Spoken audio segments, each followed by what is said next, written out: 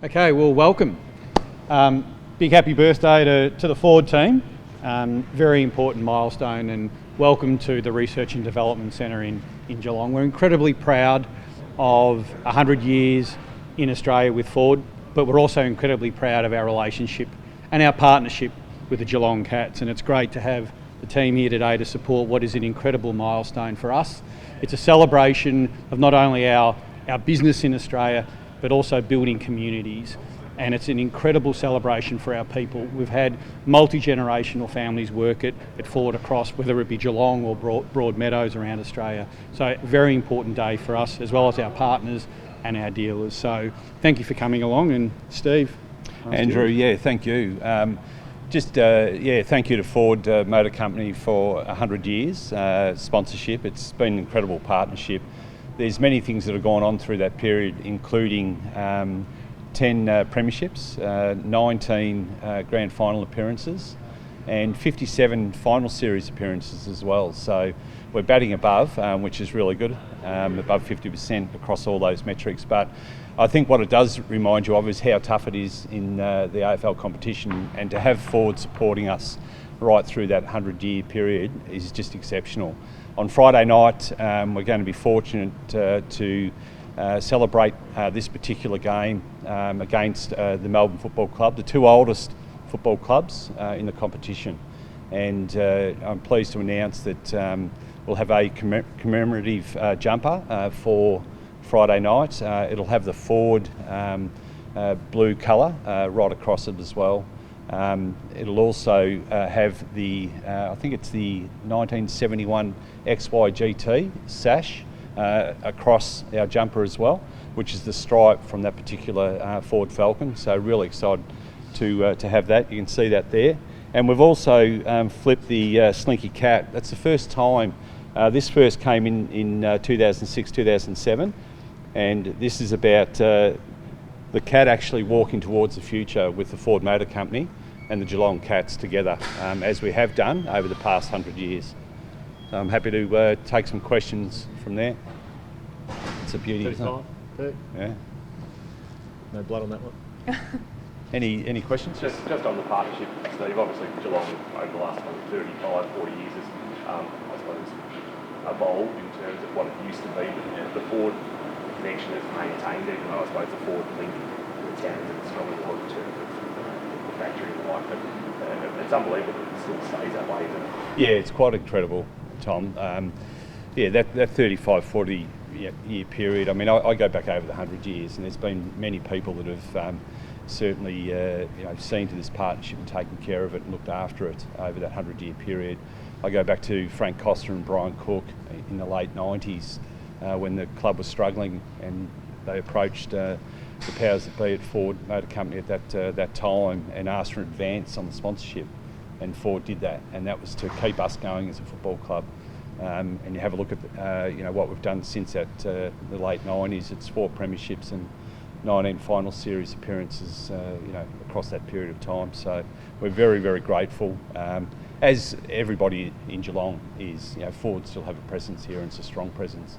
The last partnership announcement, I think, took it to 100 years. I suspect discussions for extending that will take place. Yeah, always ongoing, and I think if you have a look at it 100 years, you can see which way the cat's pointing on the jumper. We're looking to keep going into the future. Andrew, what does it mean to Ford, from your perspective, to have this partnership? Yeah, we're incredibly lucky to partner with the Cats. It's a wonderful partnership, and it's a friendship too. And I think Steve touched on some of the personalities. We've been very lucky to have that relationship with the Cats. It's something that is really important to us. We've still got around 500 employees between this site and also the proving ground, so we are definitely part of this community. Obviously, we've transitioned from where we were, which was an assembly place in Broadmeadows and also engine and stamping here. But we are an exporter of engineering services. So we sell the Ranger in over 180 countries around the world. It's Ford's global product. So that is something we as Australians should be incredibly proud of. And the fact that the Cats are part of that, and the fact that we're in the Geelong community, is really important. And it's the community element that is incredibly important to Ford Motor Company. And I think both the DNA. The reason why the partnership has been enduring is we have similar DNA and similar values between the Cats and Ford, and that is really being part of the community. And whether for us that's employment for Geelong, the Cats, it's also around tribal and membership and looking forward to the weekend. So for us, we're very lucky we have those relationships with the Cats, and it's something that we're going to look forward to in the future. I think the other thing I'd add to that, to Andrew's comments, are it's about high performance as well. Ford is a high performing company, and we're the same as a football club. You have a look at Ford products, they're some of the best that Ford have ever produced, so they continue to evolve as a company. So there's high performance everywhere. You've been Ford man yourself for a long time. I have, yeah. Don't take me too far back because you'll have to go back a fair way, but yeah, absolutely raised as a Ford person. Steve, there's been some commentary around the AFL audit into third-party payments. I guess from the club's perspective, where does that sit? Look, just exactly what the AFL said. All clubs are reviewed, that's just ongoing as far as any football club. So not a concern from our point of view. No. Are you expecting an update anytime soon on that, Steve? No, just as the AFL have said, it won't be commented publicly, basically because it goes on regularly across all clubs. So. The Cats are confident everything's above board? Yes, we are. Yeah. Also, your second verse, theme song, can you walk us through the process for that? I was at the game a few weeks ago and I thought, something sounds a bit different. So what's the feedback? What's your feedback? I liked it. You liked it, yeah. Well, we had a lot of feedback from members and they really liked that stand up and fight aspect to it. So, Carly Flakemore's the person that you need to probably make contact with at the club and do an article with Carly because she's been pushing it for about 3 or 4 years. So, we just thought we'd introduce that. We think it's really good at GMHBA Stadium and it resonates really well with all the fans. On field, Steve, you need to put the foot down a bit on Friday night? Yes, we do. Yeah, so do Melbourne as well. Yeah, both sides. So it's going to be a really tough clash, that one. It's obviously going to be round 4, so we'll just continue to work our way through. It's a long season. It's a very competitive season as well. You have a look at some of the results across the weekend and the previous rounds. It's all over the place and bouncing around at the moment. And that's okay. We've been in games, so we're not too far off. We're just having moments in games where we've just got to be a bit more focused. We'll be okay. Yeah, we'll hang in there. At the AGM, you just made mention of your new multi-purpose centre. Is there anything new to say in that space? No, nothing at this point in time, other than there's an election coming up and I think that's where most of the focus is, on the election. Patrick, unfortunately, your league career has come to an end with above the eye. Before it even began, Stephen, before it even began. How is it? It probably looks worse than it is. Just a flesh wound, Kingy. Well, that joke goes over pretty much all of our players' heads, bar a few. Not mine, mate. I gotcha. It was a good Warrior shot. You look like Francis Burke back in the day coming on. Trying to channel Joel, but prefer it not to happen, but it's fine. Just the performance that we've been up to the last 36 hours in terms of good lead leading up to half time and just the momentum of the game changed. Yeah, it was sort of a flip script from round 1 where we had a poor first half and then finished strongly. So we sort of need to, bookend both those games and then it's a bit more of a complete performance. So there were some really good elements, but clearly there's some pieces we need to improve, and that was that third quarter and ability just to hang in there a bit tighter and not be scored as easily. So there's some stuff for us to work on, but there's some good parts as well. Any concerns with Shannon Neal? I understand he had a moon boot on after the game. Yeah, and he had one on this morning. I was zipping out here this morning, so I haven't had a chance to debrief that yet. But I think I'm assuming, have some scans at some stage early in the week and then sort of see where it's at. He was obviously able to finish off the game. It was pleasing, so it's not too serious. Particular issue was? What's that? You weren't quite sure what the particular issue was? No, and to be frank, still not too sure. So until we get scans, we'll get greater clarity around that. Okay. Just your thoughts on the jumper, Dave? Yeah, I think it's a ripper. Where is it? 30. No blood on that one, He as I likes was the saying number. before. Yeah, no, it's good. No, it's fantastic. I mean, my kids see the Ford sign as meaning the Geelong Cats. It's been a corporation and a brand that's just been synonymous with ours for such a long period of time. So we're really proud of the relationship that we have. I love quizzing AB about cars, and he's trying to talk about footy. So it's just an interesting dynamic at times. But we're really looking forward to Friday. Obviously to play, but to really celebrate a wonderful collaboration. Confident you get Tom Stewart back? Sounds like it's pretty close. Walk him out with crutches on if I need to. Yeah, you can't replace a Tom Stewart. You can manufacture the role, but he's an incredible player, one of the best defenders in the game. So we're really hopeful he'll be back. How important is he to those things you mentioned there about just tightening up the defence, not getting scored against? Is he probably the key pillar in that? Well, he's definitely the key pillar in the defence. I mean, he's one of the best defenders ever. So that's important. But it's also team defence and how you structure up. And I think our defence actually played quite well. It was probably further up the field that we need to improve. The area of our game, particularly in the third. So we'll go to work on that tomorrow, and there's a bit to review.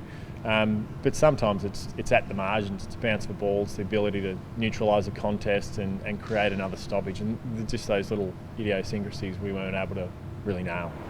So Chris said, if you don't find a way to improve, the competition starts to look pretty ominous. How far off do you feel that? It is really a fine margin, this sort of competition. Yeah, it is. I mean, the pleasing part is we've been, well and truly in both games, particularly the game of the weekend where we led for a fair portion. So, it's execution at the final stages, and that speaks to the margin for error, which in this game now, it's a very even competition and you've got to be able to execute. So it's not too much of fine-tuning, I don't think, but that's sort of the challenge for us.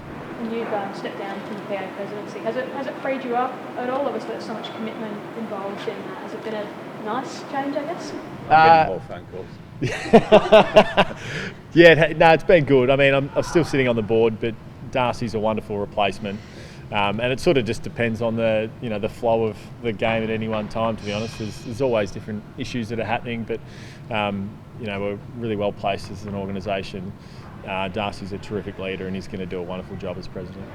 You seem to be enjoying your forward 50 time. You're looking very dangerous up there, and the goal kicking's looking nice too. Are you sort of relishing? No. not that it was ever shaky. You seem to be relishing that forward 50 role. Yeah, I mean, I love playing the game. So does Meg. We wouldn't still be playing at our age. Not that I'm dragging you into the late 30s. You're old, it's a privilege to come to work. It's such a fun environment, and that culminates every week in the game that you play. So whether it's forward, mid, bench, there's times that are just joyous that you've got to enjoy. So and as you get older, that you're certainly aware that you're far closer to the end than the start, and you've got to enjoy every moment. You guys are voluntarily focused on the now, but it's already links to guys like Jamari Behavior, Matt Rowell. I guess what's your thoughts on that, and how exciting would it be to get guys like that maybe? Well, to be honest, from a selfish perspective, I'm not caring too much about it, because the now is the most important, and the future, it doesn't go super long for me personally. So it's really about what we can do now, and the games that are ahead and the opportunity that's ahead for us. So there's people employed to take care of that stuff, but as a player, you're just focusing on how can we get back on the winners board and back performing consistently. Are you proud of your longevity? I mean, I looked the other day at some of the players who were in that draft, your draft. You're still going strong. How do you feel about your longevity? Do you ever reflect on that? Look, I think, to be honest, I think so much is the environment. I don't think it'll be...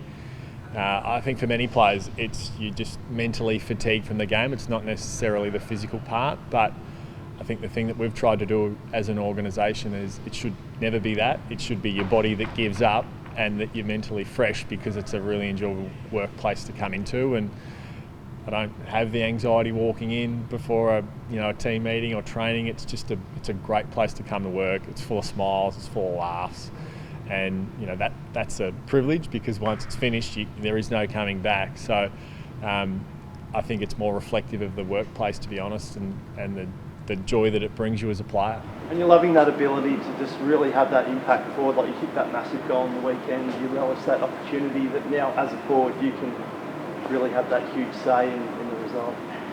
Yeah, look, it's a fun place to play. You get front row seats to Jeremy Cameron and Tyson Stengel and Ollie Henry and the other forwards that we've got down there. So there's some young guys down there, and I think everyone enjoys celebrating a goal, and I'm no different to that. Ollie Wiltshire as well? Yeah, look, he's been a pretty, he's a Stephen Wells special almost, from the back streets of the Ballerine. He's playing some really good footy, and I think he'll get his opportunity at some stage, and he'll be a great local story. I was just actually going to start AFLW team where that jumper design at some stage during their season. It's still to be decided. That I think the important thing is it's 100 years this particular week, so that's acknowledgement. The other thing to share too is there's actually a motorcade pre-game on Friday night as well. I think there's roughly 8 to 10 forwards that will be part of that. Big Hawk and Zach Tui will be part of that motorcade as well. It's a bit of acknowledgement of their career, so we're looking forward to having those two gentlemen part of it all on Friday night.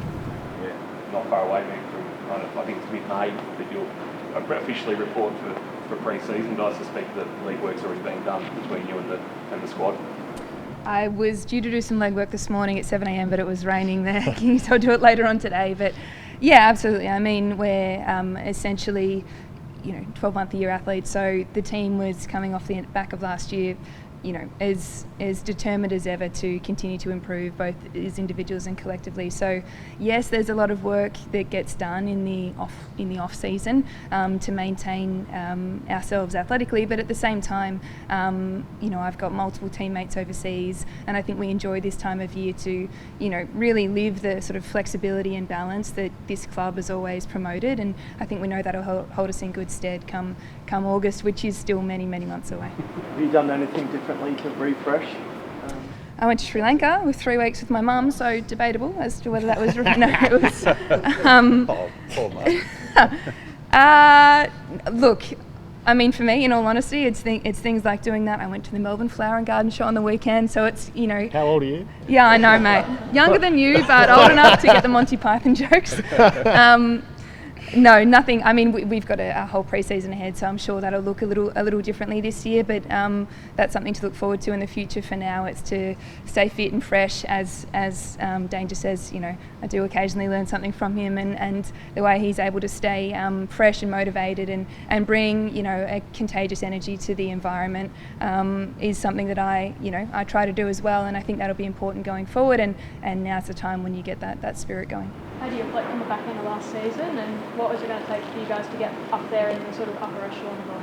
I was thinking this morning about the parallels between sort of our season and what I know some of the comments are around the guys at the moment, which is that our best footy is really very good, and that was true last year. And I think the goal with every year is to expand our capacity on the footy field and to get as close to realising that week in, week out as we can, and bringing consistency that means that we won't have as much disparity in our performances. So I think that's what we go away with the intent to work on. The coach has been overseas for a month at the moment, so I'm sure he'll come back with some fresh and exciting ideas, and we'll get into that. But I'm as confident as ever in the ability of our team, and hopefully I get to do one of the forward motorcades that Danger's done before the end of my career. I was going to, sorry, King. Dan does go overseas most years. Where's he gone this time, and what was the thinking behind that? He went to Bologna. I honestly, it was eat pasta and ride some bikes. No. He and Tanya went overseas for I haven't seen him yet. He's back today, I think. Yeah. Sorry, you're right. One more in general footy. It looks like we might get a bit of a test case tomorrow night at the tribunal on pushing players into traffic with young Mansell without trying to jeopardise the case. But have you seen it creep in, and is it one that they need to be pretty hard on? I haven't as such seen it creep in. I mean, you see a few instances and then it sort of gets talked about publicly, and then evidently there seems to be one that then follows the following week, and that's this case. So, I mean, it isn't spoken about if it doesn't happen. I think you've got to be mindful as players, and there's a duty of care there, and you don't want it creeping in too much. But there is a balance, clearly, as everyone wants to compete. That's what we love about the game, the competitive nature. But there's a fine balance with player safety around that. So, I dare say that's sort of the test case, tonight. And the old footy accident, 15 years ago, probably, Yeah, but importantly, the game has changed and it's evolved, and it needs to continue to do that. And there's going to be times where it's tested, and the status quo of how it's always been is going to be challenged. But it's only, I think, being challenged for the right reasons, because you want players out there available, and where it's pragmatic, you've got to sort of reduce the chances for unfortunate incidents, and potentially this may be along those lines. Obviously, you've got 2 spots on your list. Fantastic news for Chantel. With her news falling pregnant, and we'll miss the season. But you lose out on Rose Kennedy as well, so probably a couple of holes down back that you'll look to fill with those 2 departed at the moment. Yes, I should have brought my own Benny Waller to the presser, but I think much like week in, week out, like much trying to replace someone like Stewie, I think it's going to be difficult to replace someone who's as skillful as Chantel. But you know what? One of the fantastic things about our program is that we've supported our players in all stages of growing their family, and it's really, really exciting that she's doing so. Yeah, we've got those two list spots, but I think we've now got a bit of time to look at the VFL and see what we need to top them up. But we've had some really exciting additions in the draft, and Piper as well, who we had a look at as a train-on last year. So I would say that yes, there's some spots down back to fill, but both Sienna and Lexi are defenders, so we'll see.